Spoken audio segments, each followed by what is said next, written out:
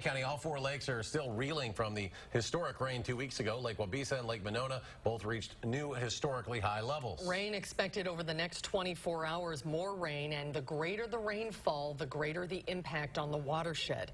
Rose Schmidt is live at Olin Park by Lake Monona to tell us how those lake levels are being managed. Rose? Well, weed harvesters are working every day trying to keep debris out of these lakes and keep this water moving through the system. The state's Department of Natural Resources mandates how high these lakes are supposed to be kept, and Lake Monona here has now reached a new historic level. Part of this is an issue of lake levels. Over the last 24 hours, the lake levels have risen slowly, a trend that will likely continue for weeks or even months. Certainly there's frustration in the community that levels are high.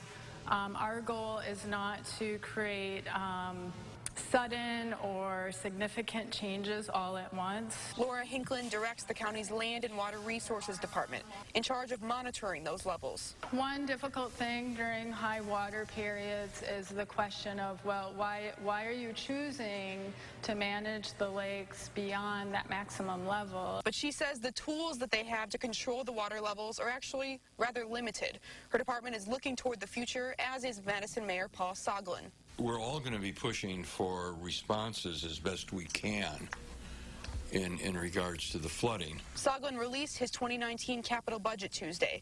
It does allocate money for flood mitigation in certain areas on Madison's west side, but it's not in response to recent rains because the budget was prepared weeks before flooding hit the area. It's going to take 3 to 6 months after this event is over to do a complete comprehensive evaluation.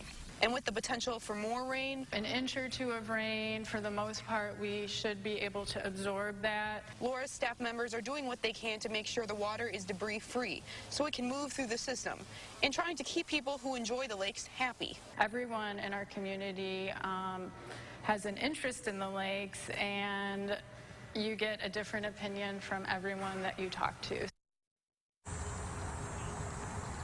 Laura told me the lakes were high at the beginning of the summer, then they went down, and then, of course, historic rainfall hit the area 2 weeks ago, just filling them to the brim. Her department receives a lot of feedback about how high the water levels should be kept, and she says people who live by the lake like it higher than others. There's a lot of feedback there. Back to you.